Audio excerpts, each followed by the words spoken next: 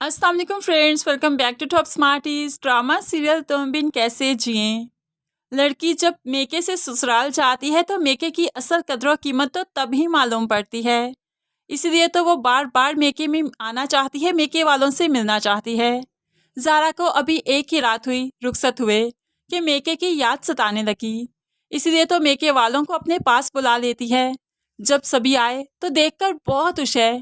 बहनों के और माँ बाप के गले मिलती है। और साथ भी तो आया था जो कि उसका बहुत अच्छा दोस्त है। इसलिए साथ के साथ भी बैठकर उसने बहुत सी बातें की। लेकिन अब जो बहनों के साथ बैठी तो माहीन पूछ देती है, हाँ बताओ मुमानी का और माहम का रवैया कैसा है तुम्हारे साथ। तो जारा बताने लगी, बहुत अच्छी है। मैंने तो इतना कभी सोचा भी नहीं था कि इतना अच्छे से पेश आएंगी मेरे साथ। अदील भी बहुत अच्छे हैं। तो यहाँ पर माहीन कहने लगी, अदील तो अच्छे हैं, हम जानते हैं, लेकिन मुमानी और माहम अच्छी हो जाएं, इस बात का कुछ कहा नहीं जा सकता। ये तुम भी जानती हो और हम भी कि वो अच्छी नहीं हो सकती। वैसे तो ससुराल वालों की हामियां छुपाना लड़की को खूब अच्छे से आ जाता है। ये तो पुरानी रस्म है कि ससुराल वालों की हामियां मेके को बताई नहीं जाती। और तुमने तो एक ही रात में ये सारी बातें सीख ली। माहम भी छुपकर इनकी बातें सुन रही थी। माहीन पर तो उसे बहुत गुस्सा आया। अब वो किसी ना किसी तरीके से बदला तो जरूर लेना चाहती है। इसलिए जारा के मेके वाले जो बुके लेकर आए उसमें ही कोई चीज डाल देती है ताकि साद की तरफ से जारा के लिए आया हुआ ये बुके सबके लिए इनके रिश्ते को लेकर शक में मुब्तला कर दे। लेकिन अदील जो कि इतना अच्छा हस्बैंड है वो अपनी बीवी पर शक तो नहीं करेगा। इसलिए तो माहम की ये चाल भी जाया ही हो जाएगी। अब ऐसे ही मोहल्ले में से कुछ औरतें आ गई जारा को देखने के लिए।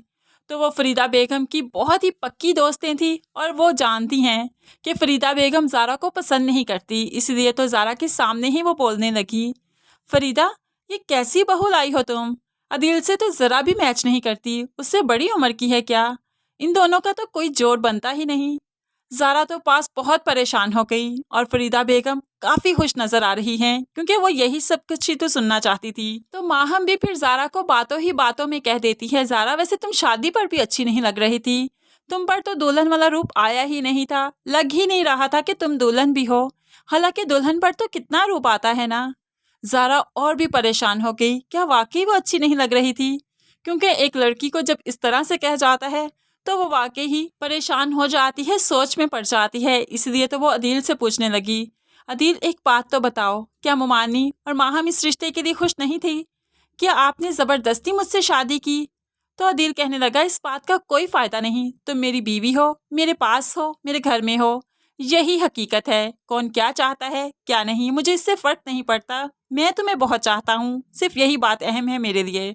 अदील की यही बातें तो जारा को बहुत पसंद हैं कि उसमें जीने की उमंग फिर से भर जाती है।